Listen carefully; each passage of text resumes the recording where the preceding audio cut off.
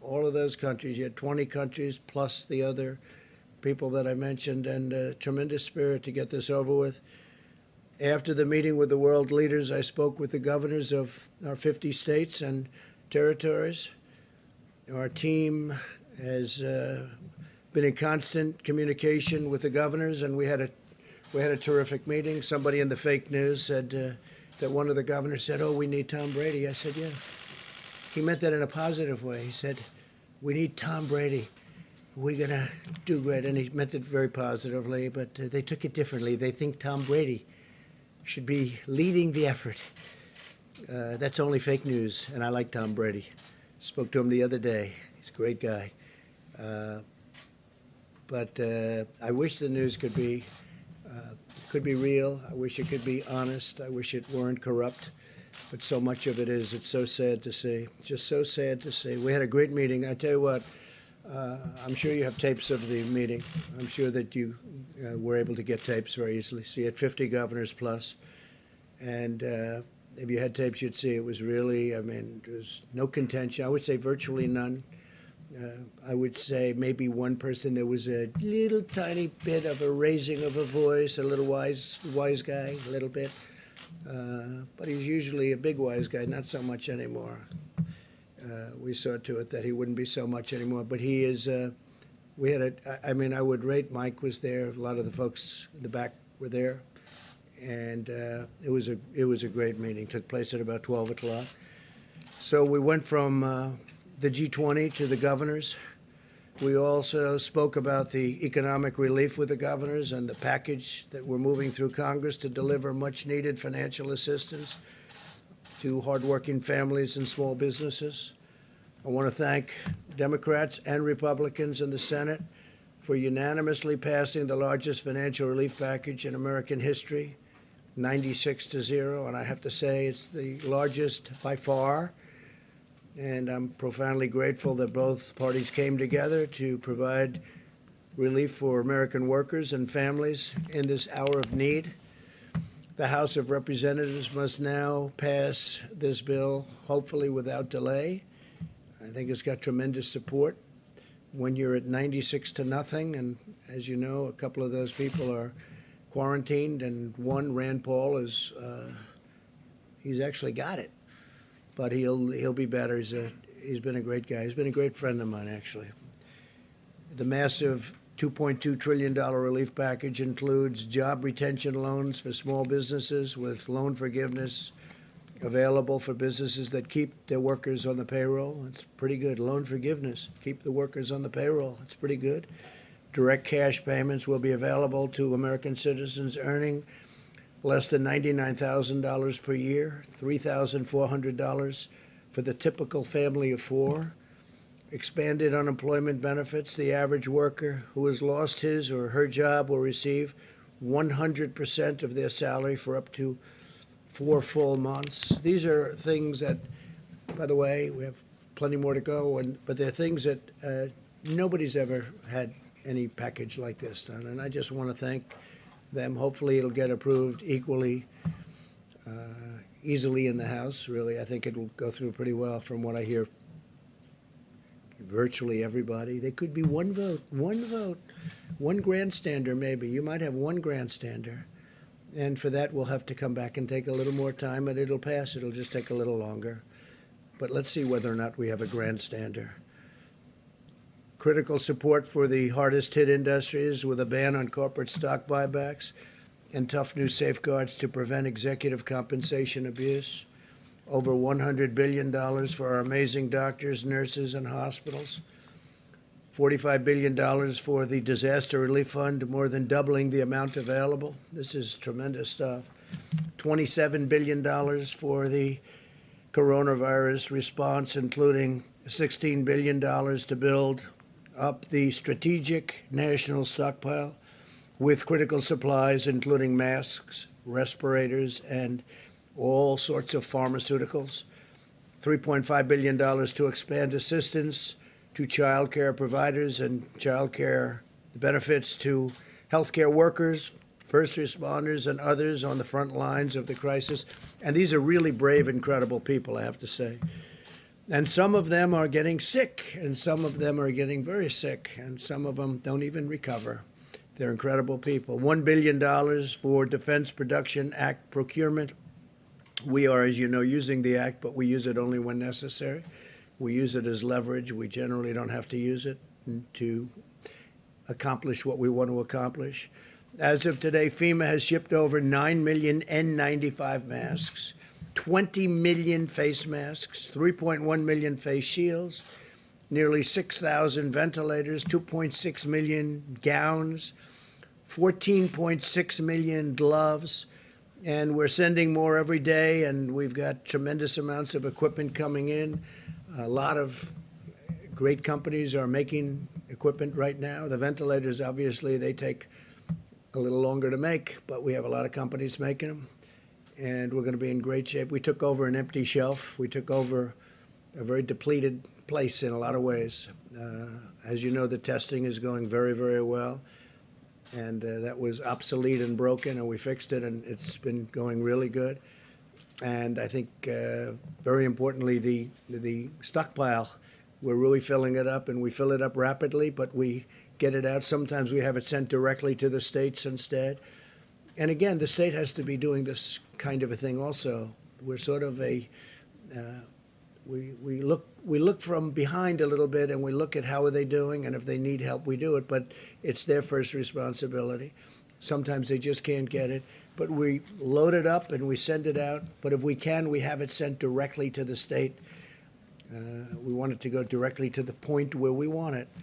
I can now announce something that I think is incredible, what they've done in the Navy, because the incredible naval hospital ship, the USNS Comfort, which is incredible, actually, when you see it inside, will be underway to New York City on Saturday. So it's going to be leaving on Saturday rather than 3 weeks from now. They did the maintenance quickly, and it was going to be there for quite a while longer, another 3 or 4 weeks, and it should be arriving. I told the governor 20 minutes ago, Governor Cuomo, that the ship will be arriving at New York Harbor on Monday. I think I'm going to go out and I'll kiss it goodbye. I'll go to, it's in Virginia, as you know, and I will go and we'll be waving together because I suspect the media will be following. John, are you going to be following? Maybe. You never know, huh? It's a very important vessel. Great ship. It's a great vessel, is right.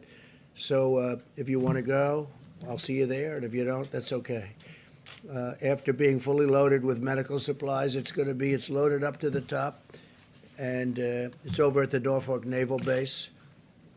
That's where it departs. It is expected then to, I mean, we're saving about 3 to 4 weeks by the incredible work done by the Navy. And I actually look forward to Saturday to see it go. The ship will arrive, and I believe it's going to get a little bit of a ceremony. There's something very beautiful about it. It's an incredible piece of work. Going to be landing at Pier 90 in Manhattan to provide hospital surge capacity for the New York metropolitan area. So it's a surge capacity. They may use it for this, or they may have other people coming in from hospitals unrelated to the virus, and then they'll use those hospitals on land. They'll use those hospitals for the virus, but we'll see how they do it. They could do it either way, one way or the other, whichever one is best. But it could be, because it's set up so well for a regular hospital, that they may take people out of hospitals and then use those rooms for the virus. The National Institute of Health and the private sector, working closely with the FDA, continue to collaborate to discover and test treatments and therapies that can effectively reduce the duration and symptoms of the virus and very much help people to recover. And I'm firmly committed to bringing these treatments to market very quickly. We have a lot of tests going on with regard to different medicines, and I hope we get lucky. I hope we hit. A lot of talented scientists and doctors are working on therapeutics, a cure, vaccines.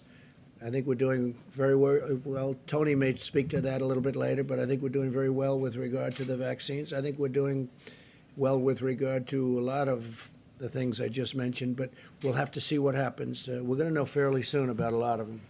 But it's very advanced, and the vaccines are very advanced prior to, as you know, a fairly reasonably long test period of, in that case, over a year.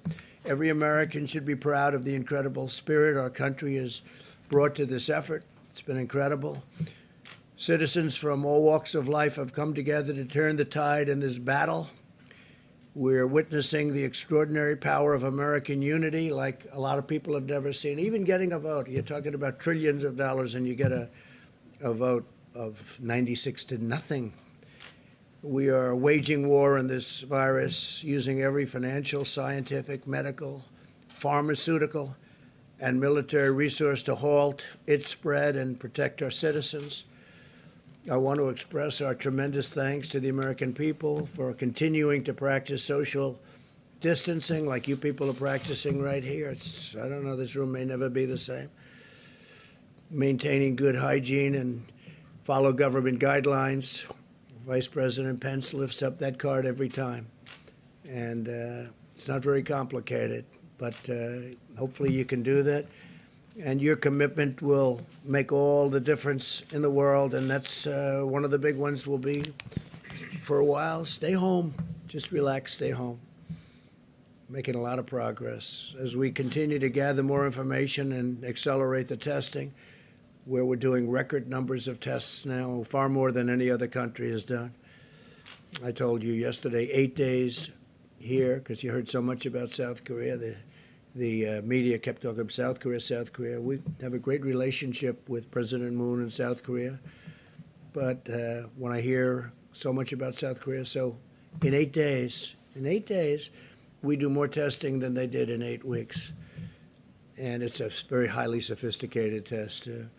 We'll be able to deploy even more data-driven and targeted approaches to slow the ultimately, it's a very devastating thing, but we will vanquish this virus, and it's a lot of progress has been made.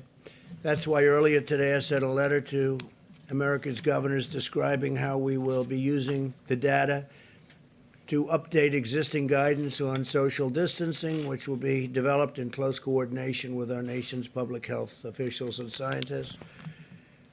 Because of the sacrifices of our great doctors and nurses and healthcare professionals, the brilliance of our scientists and researchers, and the goodness and generosity of our people, I know that we will achieve victory and quickly return to the path of exceptional health, safety, and prosperity for all of our citizens.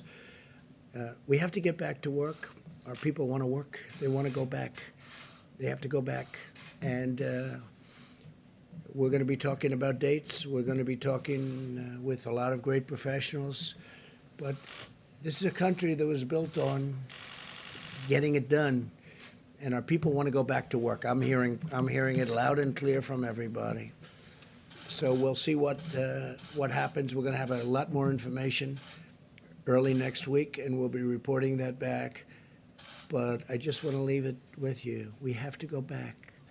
This is the United States of America. They don't want to sit around and wait, and they'll be practicing. And by the way, a lot of people misinterpret when I say go back. They're going to be practicing as much as you can, social distancing and washing your hands and not shaking hands and all of the things that we talk about so much, but they have to go back to work. Our country has to go back. Our country is based on that. And I think it's going to happen pretty quickly. I think it's going to happen pretty quickly. A lot of progress is made, but we got to go back to work. We may take sections of our country, we may take large sections of our country that aren't so seriously affected, and we may do it that way, but we've got to start the process pretty soon. So we'll be talking to you a little bit more about that next week. And with that, if you have any questions, you could ask, and then I'm going to have Vice President stay behind, and he's going to take questions and also introduce some of the people. You could ask them some questions. John, please. Mr. President, okay. Unemployment numbers out today, 3.3 million. Yes. I take it not a surprise. No, not at all. But still a staggering number. Oh, I'm wondering about your perspective on that. Well, it's nobody's fault. Certainly not in this country. Nobody's fault. We got very lucky when we made a decision not to allow people in from China at a very early date. I say that because some people don't want to accept it, but this was a great decision made by our country. Or the numbers that you're talking about, we're a big country, that'd be far greater, far bigger. So when I heard the number, I mean, I heard it could be 6 million, could be 7 million. It's 3.3 or 3.2. But it's a lot of jobs. But I think we'll come back very strong. The sooner we get back to work, every day that we stay out, it gets harder to bring it back very quickly. And our people don't want to stay out. So I know those numbers, John, but I think you'll see a very fast turnaround once we have a victory over the hidden enemy, as I say. It's a hidden enemy. Sometimes a hidden enemy is a lot tougher than somebody that stares you in the face, right? So we'll see what happens. But, I mean, they're fully expected numbers, at least. Steve, please. There's a U.S. proposal to deploy some troops along the Canadian border. Yeah. And Prime Minister Trudeau was complaining about that. Why is that necessary? Well, we have very strong deployments on the southern border, as you know, with Mexico, and we had some troops up in Canada, but I'll find out about that. I guess it's equal justice to a certain extent. But in Canada, we do have troops along the border. We have a lot of things coming in from Canada. We have trade, some illegal trade that we don't like. We have very strong sanctions on some. We have very strong tariffs on dumping steel. And we don't like steel coming through our border that's been dumped in Canada so they can avoid the tariff. I charge a lot of tariff for the steel. And it's been great for our steel companies because now they can really go. You look at what's happened with steel. It's been pretty incredible. But we've taken in billions and billions of dollars in tariffs on steel. And much of it comes in from China, but they can come through the Canadian border too. So we're always watching for that.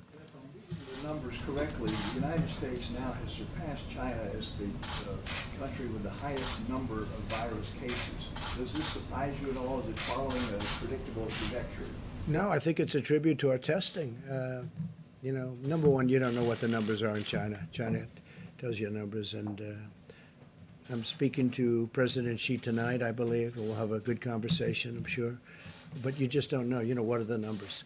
But I think it's a tribute to the testing. We're testing tremendous numbers of people. And every day, the way the system works, and I want to thank especially Roche, has been fantastic, great company. They've done a tremendous amount. Deborah was telling me before that they've really stepped up to the plate and done great, as have other of the companies, but it seems that they're really doing it particularly well. So, we'll see what happens there. But it's a tribute to the amount of testing that we're doing. We're doing tremendous testing. And I'm sure you're not able to tell what China is testing or not testing. I think that's a little hard. Yeah, Mr. President, on the 3.3 jobless claims, you just suggested it could 6 to 7 million. A lot of those workers... No, I didn't say that. No, you're wrong. I didn't say that. I said some people were projecting that it would be 6 or 7, and it's, I believe, 3.3. It came in at 3.3. Yeah. Millions of Americans out of work. Some of them will be losing their insurance. What's your plan to make sure, through no fault of your own, as you just mentioned, that they stay insured? Are you willing to plus up the subsidies for some of the exchanges under Obamacare, expand Medicaid? What's being considered? So, well, I mean, the things I just read to you are being considered, and other things are being considered. People are going to be getting big checks, and it's not their fault. What happened to them is not their fault. So we're doing a lot of different things on health insurance. We have meetings on it today. We're taking care of our people. This is not their fault, what happened, and we're taking care. We're starting off by sending them very big checks. I think for a family of 4, it's about $3,000. And we're taking care of our people. We're taking care of our workers. This was not, as I say, this was not a financial crisis. This was a health crisis, a medical crisis. We're going to take care of our people. Please. Yeah. Please. The National Restaurant Association came out with a survey this morning saying that 3% of all restaurants in this country have shuttered for good in the past 3 weeks. And the projection is that 11% more are going to close in the next 30 days. So what do you say to a restaurant owner who is looking at his sheets and thinks he has to close within the next 30 days? Well, I know the business very well. I understand the restaurant business. It's a very delicate business. It's a business that that it's not easy. You know, I always say in a restaurant business, you can serve 30 great meals to a person or a family, and they love it. One bad meal, number 31, they never come back again. It's a very tough business, but they're great people that run restaurants.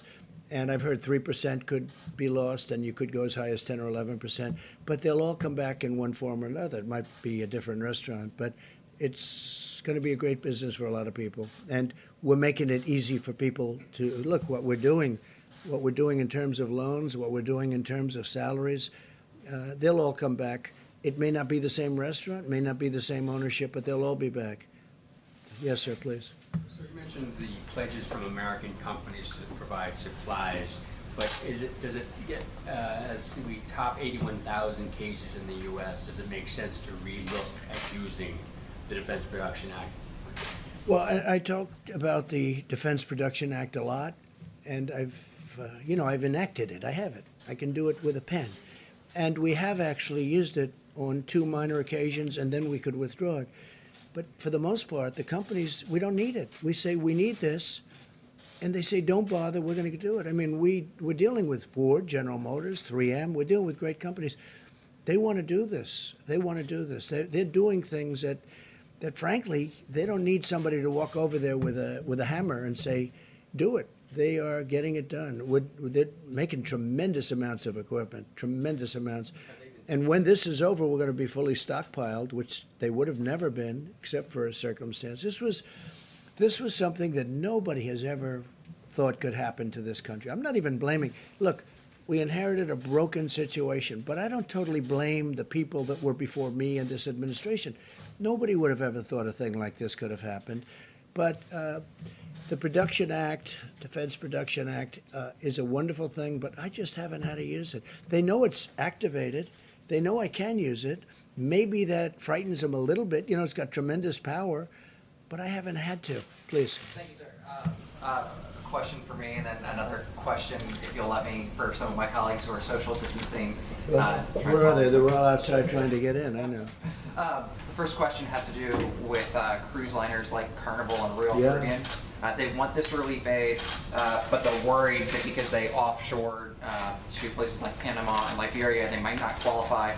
Senator Hawley has said that they should move back to the United States before they get a check. Do you agree? Should they pay U.S. taxes to get U.S. taxpayer relief? So I'm a big fan of Senator Hawley, and I also like the idea. There were some senators that didn't want to do anything, like Carnival, great company, but they're based in different places. I won't tell you why. I could tell you exactly where they're based, but I won't do that. But they're based in actually more than one places. You know, ships are registered at different locations. I do like the concept of perhaps coming in and registering here, coming into the United States. It's very tough to make a loan to a company when they're based in a different country. But with that being said, they have thousands and thousands of people that work there, and maybe almost as importantly, that work on shore, filling these ships with goods and products. And the cruise line business is very important. And I know Carnival, what a great job they do, Mickey Harrison. And I would think that we could stick with Senator Hawley and maybe really look at that very seriously. Look, it's a big business. It's a great business. It's a business that employs tremendous number of people outside of the ship itself. I mean, you look at these ports. It's loaded up with shops and people that are involved with the ship. So we're going to work very hard on the cruise line business, and we're going to try and work something out. But I like the concept. Yeah, go ahead. Thank you, sir. The Senate bill includes aid that's directly tied to the airlines. And since before the pandemic, Boeing was already suffering from the losses of 737 MAX airplanes.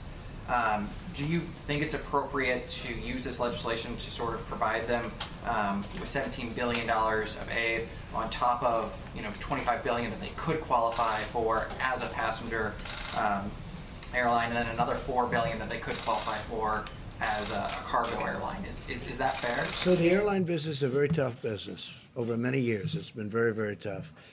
It's got everything. It's got labor. It's got very strong, powerful, you look at the cost of these airliners. Everything is tough, very highly technological. You look at how complicated, how complex. It's got unions. It's got everything. The airline business, generally speaking, has unions. It's a very tough business, always been a very tough business. With that being said, we have to keep our airlines going. And we're going to be using some. Now, maybe we'll take a piece of the airlines for the country, for our country, where we loan money and we take a piece. It's all fully ready. We're ready to go. But if we didn't do that, we'd end up with no airlines, and we can't do that. The airline business is very vital to our country. It's a tough business. We have to understand that. So I could tell you other businesses that are different kinds of business. They're very good businesses. But airlines have always been very, very tough. Please. No, please. Yeah, I didn't call you. I called this gentleman. Thank you. Thanks a lot. On Monday, Who are you with? Did you speak with... Who are you with? I'm with Bloomberg. Yeah. Bloomberg. It's Mario Park. How's Michael doing? Good? Mr. President, on Monday, did you speak with Chinese President Xi before you urged Americans to not blame Asian Americans for the coronavirus? We noticed that you've backed off of that language. I know you're speaking with him again No, I didn't. tonight. I'm speaking to him tonight. It's scheduled to go tonight. I'll have a call with President Xi of China. Very good relationship. No, I didn't like when they came up, and it wasn't him. Somebody at a lower level, mid-level, we found out pretty much. But they made a statement that our soldiers brought it into China. Now, it came from China. And, we just signed a very big deal with China. They're paying us a lot of money in tariffs and other things. They never paid us 10 cents. Look, China has taken advantage of the United States until I came here with Sleepy Joe Biden and Obama and Bush and everybody else. I'm not blaming them. I'm blaming everybody. They were allowed to $500 billion a year they were taking out. We had trade deficits that were so large, nobody's ever seen anything like it. And we've changed it. Look, now we're taking in billions of dollars, and we gave some to our farmers because China, they targeted our farmers. And our farmers are very happy, and our farmers got through a very rough period because of what I was able to do. Took the money from China and gave it to the farmers, and we had plenty left over after that. Now we're going into a phase 2 negotiation with China, but we're getting 25% on $250 billion, and then we're getting a lot on money after that. So we've never had a deal with China. China took advantage of the United States. And you know what? I don't blame China for that. I blame the people that were right here because they should have never allowed it to happen. But the relationship with China has been a very good one. John? Mr. President, did President Xi ask you to calm that language down or to not use that language? He never asked me to comment down. No. Somebody might have spoken to somebody, but nobody spoke to me about it. I think it was time, though, because, I talk about the Chinese virus. And I mean it. That's where it came from. If you look at Ebola, if you look at all Lyme, right, Lyme, Connecticut, you look at all these different horrible diseases, they seem to come with the name, with the location. And this was the Chinese virus. But I don't have to say it. If they feel so strongly about it, we'll see. But, we just made a great deal with China, great hopefully for both parties, but we made a deal with China and we're going to do another one, it looks like. They want to do it very badly. Maybe they'll want to wait, like Iran. They want to wait to see whether or not Trump gets beaten in the election, because would they love to negotiate with Biden or somebody else other than me? They would love it. That's their best dream in the world. So many others. So there are some that maybe are, waiting till after November 3rd, the election day. But I think we're doing very well. It would be sad if we blew all of the advantages that we have right now, because we've made unbelievable trade deals, whether it's Mexico, Canada, Japan, South Korea, China, and others. We have changed the whole thing around. Please. Mr. President, earlier today you sent a notification letter to the nation's governors saying that you will soon come out with new guidelines about social distancing and other items. Do you have any data yet to suggest which specific areas of the country may have their guidelines relaxed, which areas of the country may have their guidelines tightened? I think Deborah will talk to you about that, and Tony in a few minutes, but I think we'll start talking about that, because we have to open up. We can't say, let's close. People don't want to close, John. I say it again and again. The reason I do, because I want you to report it eventually. Go ahead, Steve. How would that work without widespread Go ahead, Steve. testing, though, Mr. President? President Xi tonight. What do you want to talk to him about? Yeah, it's his call. I mean, I'll talk to him whatever he wants to. I mean, we'll have, I think, a very fruitful call. We'll have a good call tonight at 9 o'clock, please. Is it about the virus, though, sir? Yes, in the back. We'll be talking about that. Yeah, we'll be talking about the virus. Thank you. Yeah, in the back first, please. Thank you, Mr. President. Despite the jobless claim numbers today, the market rallied again. It's up over 4,000 points the last 3 days, marking record. Yeah, the largest charge since 1931. Do you think that the economic uncertainty has passed? Given the market? No, not yet. It hasn't passed, but it's come a long way. I think they think we're doing a really good job in terms of running this whole situation having to do with the virus. I think they feel that the administration, myself and the administration, are doing a good job of keeping, very importantly, people informed, because there was a great fear, and a lot of good things are happening. The mortality rate is in my opinion, you'll have to speak to Deborah, Tony, all of the others, but in my opinion, it's way, way down, and that takes a lot of fear out. It's one thing to have it, it's another thing to die. When I first got involved, I was being told numbers that were much, much higher than the number that seems to be. And remember that people that have it, many people have it. I just spoke to 2 people, they had it, they never went to a doctor. They had it, absolutely had it, but they never went to a doctor. They never went to anything. They didn't report it. You have thousands and hundreds of thousands of cases like that. So you have to add that to the caseload also. And the people that actually die, that percentage is a much lower percentage than I ever thought. That's one of the reasons I say, look, we're going to beat this and we're going to get back to work. I have one more question. Yes, please. More news from your administration today. The DOJ announced charges against Nicolas Maduro for drug trafficking. They designated him as a narco-terrorist. It's also expected that Venezuela is going to get hit really hard by the coronavirus. Does the administration see this as a weak point for the Maduro regime? No, we don't look at a weak point. This is a serious problem for over 150 nations, the virus. I would say this, Maduro and Venezuela, we're watching it very closely. We'll see what happens. But that is correct. Those charges were made. Please. You said a moment ago that you used the Defense Production Act on 2 minor occasions. Yeah. What were those? We will give you that notification. We'll let you know. Okay? Can I follow up on John's question about the classifying for counties? A lot of these areas have not done testing yet. Is it safe to say that the current guidelines will be extended into next week? Will you wait to change those guidelines until you have the data yet left? I want those guidelines to go even when we're open and fully operational. And frankly, much of the guidelines, like shaking hands, maybe people aren't going to be shaking hands anymore. Tony had mentioned to me, Tony Fauci, the other day, that I don't think he would be too upset with the concept of not shaking hands. He was saying that the flu would cut down, the regular flu would be cut down by quite a bit if we didn't do that, if we didn't shake hands. The regular flu, of which, you have a lot of deaths and a lot of problems with that too. So I think a lot of great things are going to, when we're open, just to finish, when we're open, as soon as we open, that doesn't mean you're going to stop with the guidelines. You'll still try and distance yourself, maybe not to the same extent because you have to lead a life. But I think the time is coming. How about one more question? Go ahead, in the back, please. Thank you very much, Mr. Go ahead, President. please. I also have 2 questions because I'm asking on behalf of foreign press as well. So one domestic question, one international. Domestically, you just tweeted the other day saying that it's very important that we totally protect Asian Americans. Yes, I do. Very important to me. But still millions. Very important to me. We have to protect our Asian Americans.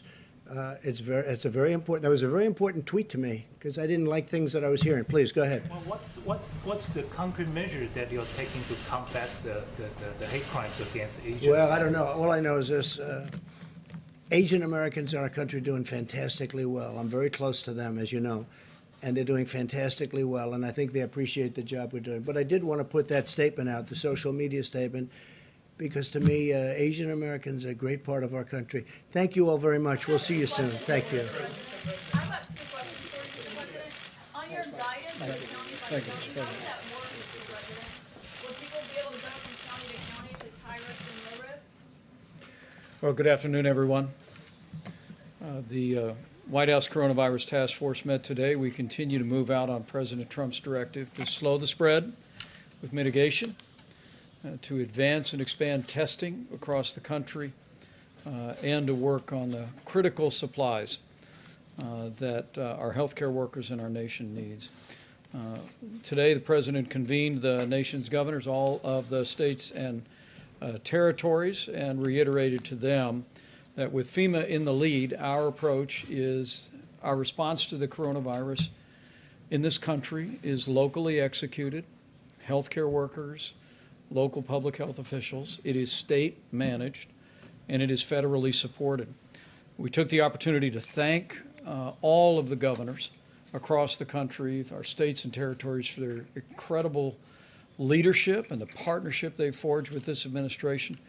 We were able to confirm that 10 major disaster declarations have been issued, most recently to New Jersey, North Carolina, Florida, Texas, and Illinois.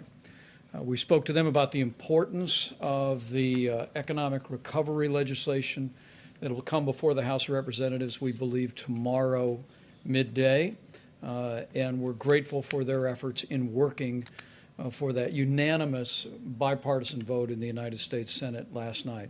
In addition to direct payments for American families, the average family of 4 will receive a direct payment of some $3,400. They'll also receive payroll report. Many of the small businesses, even those restaurants that you just spoke about, will now be able to keep people on the payroll for a period of months, even if the restaurant or the business is not open. With the governors, though, we talked about the $150 billion in direct aid to the states, $100 billion in direct assistance to hospitals, and of course the expansion of unemployment benefits to make sure that our states have the resources to meet the challenges that were so evident in those unemployment numbers this morning. On the subject of testing, pleased to report the testing is available in all 50 states. And in partnership with commercial labs across America, this morning we received word that 552,000 tests have been performed and completed all across the United States. We want to thank the American Hospital Association and hospitals across the country that are just now beginning to report in a fulsome way the results of those tests. And when the President signs the law tomorrow, it will actually be required by law. But as Dr. Birx and Dr. Fauci have explained many times at this podium, it's so important that any hospital or any lab that's doing testing report back to the CDC and FEMA so we have full visibility to provide the President with the very best counsel. Good news today on testing. Abbott Laboratories submitted to the FDA today a request for approval of a point-of-care test. This would be the kind of test where you could go to your doctor. You could get the test done there at your doctor and have the results in no more than 15 minutes. Dr. Steve Hahn will be here tomorrow to talk about progress in evaluating Abbott Laboratories' point-of-care test. Also, speaking of the FDA, on the subject of swabs, the FDA did announce earlier this week that testing symptomatic patients by swabbing from the front of the nose is perfectly appropriate, and it's already begun across the country. It allows for self-collection, and it also relieves the burden on healthcare protection. It saves personal protective equipment from being expended when people can administer a test themselves. And Dr. Birx will speak about the importance and the availability of swabs. With regard to supplies, you heard the President speak about what we have already shipped out from the National Strategic Stockpile. More than 9 million N95 masks for healthcare workers, 20 million surgical masks, 6,000 ventilators, and millions of gloves and gowns and face shields. In addition to that, we are working with a number of suppliers to manufacture ventilators, even while we work with state leaders to assess not just what ventilators are available in their state hospitals, but what ventilators are available in private hospitals across their state. And governors across the country are doing great work evaluating the full supply of tens of thousands of ventilators that are available. Let me also say thank you to the American Society of Anesthesiologists and Dr. Mary Peterson. The American Society of Anesthesiologists actually produced a video. Tomorrow they will host a webinar for healthcare workers to demonstrate how the devices that anesthesiologists use can be very easily converted into a ventilator that's appropriate for a patient struggling with respiratory ailment like the coronavirus. And we're very grateful. This actually adds tens of thousands of devices to the supply, and we're all truly grateful to Dr. Peterson and the whole association for their full cooperation. With 5 of 10 counties in the country being the top counties for coronavirus being in the New York City metropolitan area, let us reiterate our recommendation that any resident of the greater New York City area who has traveled elsewhere in the United States, please check your temperature, mind your health, and self-isolate for 14 days. What we don't want, again, with 5 of the top 10 counties for coronavirus being in the greater New York City area, we don't want anyone, and no one would want to, inadvertently carry the coronavirus to a community or to a family member inadvertently because they've come out of that community. So again, as Dr. Fauci said recently, if you come out of New York over the last several weeks, before the mitigation measures were put into effect, in particular, check your temperature, mind your health, and self-isolate for 14 days. It is inspiring as I prepare to introduce Dr. Birx to talk about the data that we're monitoring on a regular basis, and Dr. Fauci to talk about mitigation. Let me conclude by saying how inspiring it is to see the way America and the American people are responding to this moment. We all were awakened this morning with record unemployment numbers, not unexpected during the time of national crisis that we are facing. But what you may not know is that while there were some 3 million plus new unemployment claims, Walmart announced they're hiring 150,000 new associates through the end of May. Amazon, a few weeks back, announced they're hiring 100,000 additional warehouse employees to meet a growing demand at Amazon for online purchases. CVS Health is going to provide bonuses to their employees working with patients and hire 50,000 workers. And Pizza Hut, I'm told, is planning to hire more than 30,000 permanent employees. And that's just a short summary of a list that totals almost 500,000 jobs that have been announced by businesses around America. And it's not just been about jobs, it's been about generosity. Anheuser-Busch is making a $5 million donation to the American Red Cross to support first responders. OYO Hotels is offering doctors, nurses, and first responders free rooms at any of their 300 hotels all across America. And the pharmaceutical company, AbbVie, is actually donating $25 million to the International Medical Corps and to Feeding America. American businesses are stepping up to partner with us to meet this moment, but they're being incredibly generous as well to all of those that are stepping in the lead and providing health care services and, of course, to those most in need. We can do this, America, but it'll take all of us. As the President often says, we're all in this together. But as millions of Americans do their part, with 15 days to slow the spread, putting into practice the President's guidelines for combating the coronavirus and its spread, we grow more confident every day that this too shall pass with the cooperation and generosity and prayers of the American people. I just know that we will slow the spread, we will protect our most vulnerable, and we will heal our land. And now for information on the latest on data and what we're seeing, Dr. Deborah Birx. Thank you. Thank you, Mr. Vice President. So just as a summary of where it looks domestically, I won't talk so much about the global issues at this time. We do have 19 out of our 50 states, to be reminded, that had early cases but have persistently low level of cases, and at this point have less than 200 cases. So that's almost 40% of the country with extraordinarily low numbers, and they are testing. Some of our governors have been very adamant about their need for test kits. We have gotten them test kits. When we had Abbott add about a week ago to the test kits, we've been able to open up additional test kits for states that want to do surveillance and want to do contact tracing. These 19 states are doing still active containment. They're at 200 cases despite the fact that they've been measuring them over the last 3 to 4 weeks. Still, though, 55% of all cases and 55% of all new cases continue out of the New York metro area. That's the New Jersey part and New York part in particular. I haven't added in Connecticut or other counties at this point. We are concerned about certain counties that look like they're having a more rapid increase. When you look at Wayne County in Michigan and you look at Cook County in Chicago. So we have integrated all of our information to not only look at where the cases are today, but how they're moving, so we can alert FEMA to where we think the next potential hotspot is. All of the counties that I've mentioned, the hotspots are in urban areas or in the communities that serve that urban area.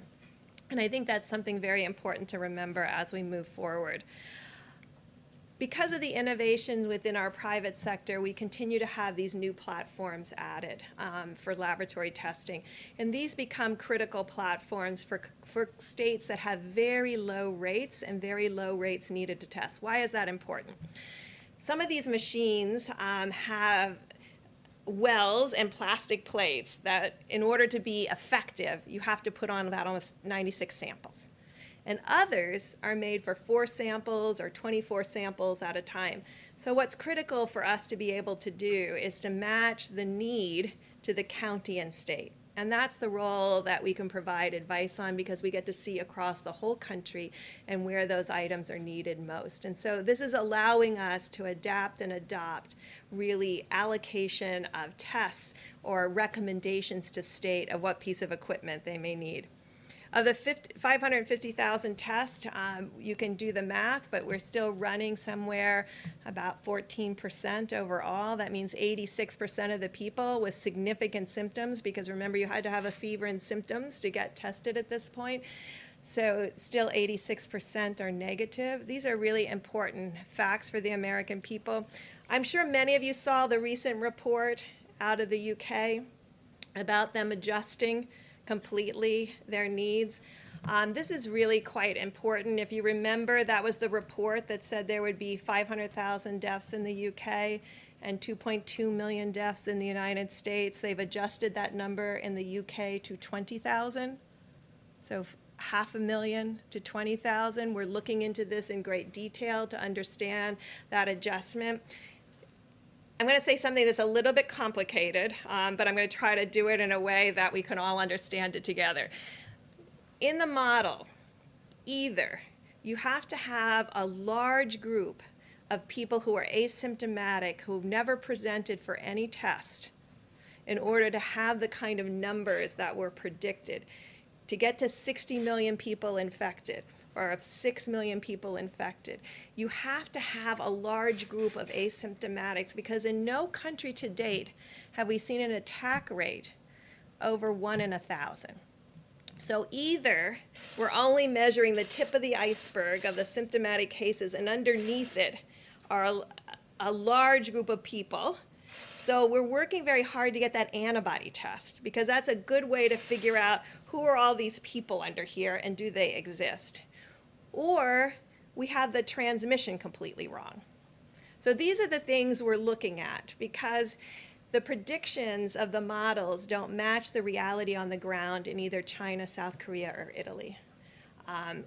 We are about 5 times the size of Italy.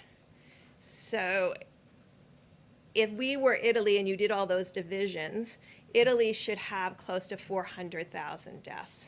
They're not close to achieving that. So these are the kinds of things we're trying to understand. Models are models. We're adapting now to the reality. There's enough data now of the real experience with the coronavirus on the ground to really make these predictions much more sound. So when people start talking about 20% of a population getting infected, it's very scary. But we don't have data that matches that based on the experience. And then finally, the situation about ventilators. We were reassured in meeting with our colleagues in New York that there are still ICU beds remaining, and there's still significant over 1,000 or 2,000 ventilators that have not been utilized yet.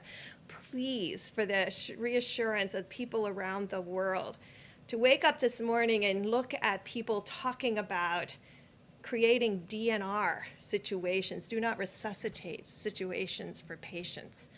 There is no situation in the United States right now that warrants that kind of discussion. You can be thinking about it in a hospital. Certainly many hospitals talk about this on a daily basis. But to say that to the American people, to make the implication that when they need a hospital bed, it's not going to be there, or when they need that ventilator, it's not going to be there. We don't have an evidence of that right now. And it's our job collectively to assure the American people that it's our collective job to make sure that doesn't happen. Right now, you can see these cases are concentrated in highly urban areas. There are other parts of the states that have lots of ventilators, and other parts of New York State that don't have any infections right now. So we can be creative, we can meet the need by being responsive. But there's no model right now, no reality on the ground where we can see that 60 to 70% of Americans are going to get infected in the next 8 to 12 weeks. I just want to be clear about that. So we're adapting to the reality on the ground. We're looking at the models of how they can inform, but we also are learning very clearly from South Korea and from Italy and from Spain. Just a final, because I know many of you will look up my numbers. The only people who are over really 1 in 1,000 cases are people that have very small populations, like Monaco and Liechtenstein. So you will see a different number coming from when your population is really tiny. One case can put you over 1 to 1,000 or 2 to 1,000. Thank you. Good. We'll do questions in a moment. Dr. Thompson. Thank you, Mr. Vice President. I'm going to change the topic just a little bit because there was a questions that came up, and I've been asked about this on a couple of media interactions regarding the interventions that we're talking about. And it's important because it's about something that I said yesterday about what we would likely see. Whenever you put the clamps down and shut things down, you do it for 2 reasons. You do it to prevent the further spread, this we call mitigation, but you also do it to buy yourself time to get better prepared for what might be a rebound. It may be a rebound that we get things really under control, and then you pull back, which ultimately we're going to have to do. Everybody in the world is going to have to do that. You're either going to get a rebound or it might cycle into the next season. So what are we going to do to prepare ourselves for that? One of the most important things is one that I mentioned several times from this podium, and that is to clarify a bit about the timeline for vaccines. And would that have any real impact on what we would call a rebound or what we would call a cycling in the season? Certainly, for sure, a vaccine is not going to help us now, next month, the month after. But as I mentioned to you, we went into a phase 1 trial, and I keep referring to one vaccine. There's more than one. There's a couple of handfuls of vaccines at different stages of development, but they're all following the same course. And the course is you first go into a phase 1 trial to see if it's safe, and you have very few people, 45 people within a certain age group, all healthy, none at really any great risk of getting infected. And the reason you do that, because you want to make sure that it's safe. Then the next thing you do, and that takes about 3 months, easily, maybe more. So that's going to bring us into the beginning or middle of the summer. Then you go to a phase 2 trial, or what we say 2-3, which means we're going to put a lot of people in there. Now, we hope that there aren't a lot of people getting infected, but it is likely there will be somewhere in the world where that's going on. So it's likely that we will get what's called an efficacy signal, and we will know whether or not it actually works. If, in fact, it does, we hope to rush it to be able to have some impact on recycling in the next season. And like I said, that could be a year to a year and a half. I'm not changing any of the dates that I mentioned. But one of the things that we are going to do that you need to understand that has been a stumbling block for previous development of vaccines, and that is even before you know something works, at risk, you have to start producing it.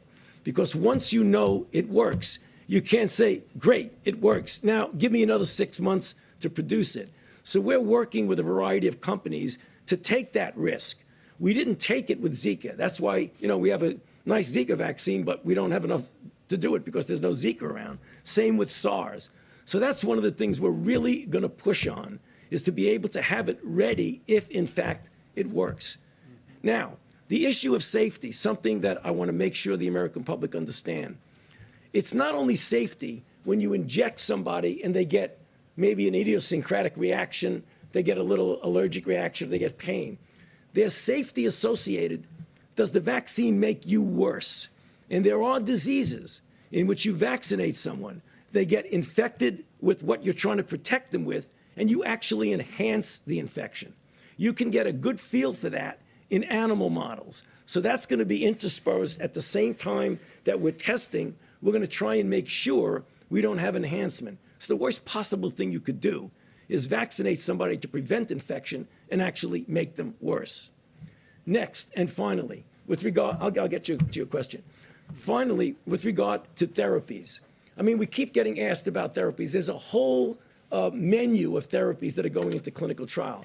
As I've told you all, and I'll repeat it again, the best way to get the best drug as quickly as possible is to do a randomized controlled trial so that you know, is it safe and is it effective? If it's not effective, get it off the board and go to the next thing. If it is effective, get it out to the people that need it. So you're going to be hearing over the next month or more about different drugs that are going to go into these randomized controlled trials. And I feel confident, knowing about what this virus is and what we can do with it, that we will have some sort of therapy that give at least a partial, if not a very good protection in preventing progression of disease. And we'll be back here talking about that a lot, I'm sure. Thank you. Tony, you can take a question. If I could just get back to what you're saying about this idea of risk in a drug manufacturer, are you saying that at some point in the phase 2 trials, that if you're seeing some form of efficacy, that you may try to convince a laboratory to spool up production at that point so that there's a reservoir? Even before. When I go into phase 2, I'm going to find somebody that's going to make it. Well, partially the federal government, I think in some respects to de-risk it, but also investments by the companies. A lot of companies are not shy now about doing that. Usually when you do that at risk, John, you got to give some backup for them. And we've done that. We've put hundreds of millions of dollars into companies to try and make vaccines. I wouldn't hesitate to do that for a moment now. On the county issue, talk about having low risk, medium risk, and high risk counties. Or for Dr. Burks. But there's no domestic travel restrictions. What's to prevent somebody from a high-risk county going to a low-risk county? Don't you risk creating a patchwork system, allowing more cases to slip through the cracks and the virus to spread in other areas of the country? I think this is a very important concept, and it's why we've really worked on messaging to the American people about these 15 days to stop the spread. Because part of this will be the need to have highly responsible behavior between counties. And I think the American people can understand that they will understand where the virus is because we'll have the testing data and where it isn't, and make sure that they're taking appropriate precautions as they move in and out of spaces. I think this will be critical for our future as we work together to really understand where the virus is and where it isn't in real time. Dr. Burks, if I just follow up on sort of your modeling. Everyone's talking about this Neil Ferguson study out of Imperial and how the modeling's changed. You last week said, or it was on Monday, that you talked about a serology test, something promising coming out of Singapore. Where are we on a serology test? The president said very quickly. And then is that what you need to do, some sort of community survey so you can get to some of these X and Z's so you can figure this all out? So we're talking to CDC right now. They are extraordinary in outbreaks and contact tracing. So they are going to be the workforce behind any new strategy that looks at counties that need to completely move into containment and surveillance and contact tracing. But part of what they're looking at now is where are these antibody assays. To be clear, there is antibody assays available right now, but they're by ELISA. And what we're trying to do is not just do ELISAs, because they can use that now, but to be able to have point-of-care rapid diagnostics like we have with HIV, where you just get a drop of blood, you put it on a little cassette, and it tells you if you're positive or negative. So that's what companies are working on. Yes, correct. That's the IgG to measure. Now remember, that's not going to be helpful in diagnosis. That's going to be helpful for us to know how many asymptomatic cases there are, or were. How close are we to figuring out what the asymptomatic rates are? Because that seems to be the big question here on where we are on the iceberg. It is a very big question, and so we have people, the FDA is working on that around the clock. They do have applications that are coming in. We put out a call for applications. I've been talking about it from this podium. If you have an IgG assay, rapid test, not an ELISA. I mean, you could do the ELISA today because the original SARS antigens react very well to the current COVID-19 antibodies that people have, but we're really working on that, both so that we could have therapeutics that could be plasma-derived. So thank you, yes, we're very much focused on that.